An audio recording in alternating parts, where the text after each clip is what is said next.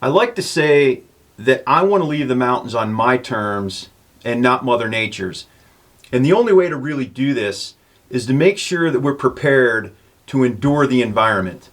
Now, we have a lot invested in our backcountry trips. We have money invested. We have days away from home. We have vacation days we're spending. And we also have our safety on the line. And so the only way to make sure that we can meet the indifferent demands of the backcountry is to train and think through scenarios and make sure that we're prepared if and when those scenarios were to occur.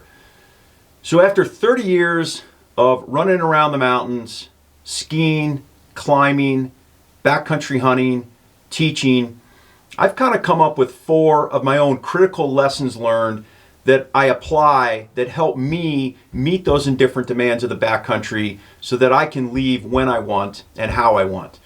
And so the first one is that clothing and equipment are our first line of defense. So that clothing that we put on our body, that's going to protect us from wind and rain and sun.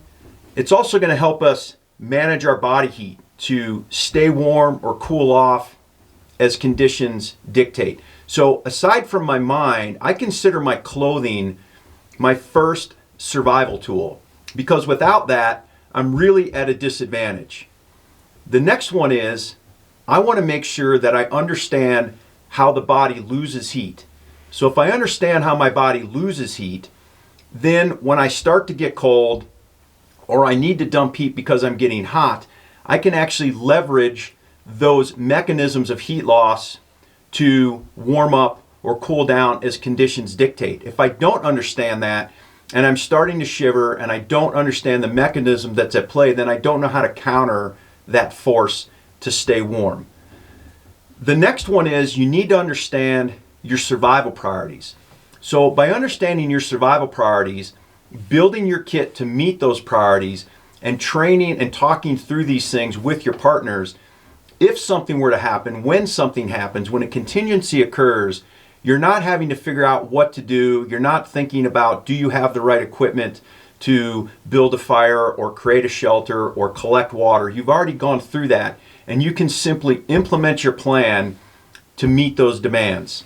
And the final one is we want to make sure that we're training with our clothing and equipment and make sure that it meets our expectations. So you don't need to take my word for it. You don't need to take brand X or Y's word for it. It's critically important that you train with the gear that you've assembled, that you feel is right for what you do and where you do it, and make sure that it meets your expectations. By doing so, you're going to build confidence in that gear. And then if or when a contingency happens, you have that confidence to fall back on, and you understand the limitations and the capabilities of that gear to be able to leverage that to, work through whatever problem set that's been presented to you. So in the next subsequent weeks, I'm going to start digging into each of these 4 lessons learned and really begin to add some context to these so that we can understand how these 4 lessons, if we apply them to our backcountry endeavors, is going to help keep us safe and productive and allow us to survive the environment.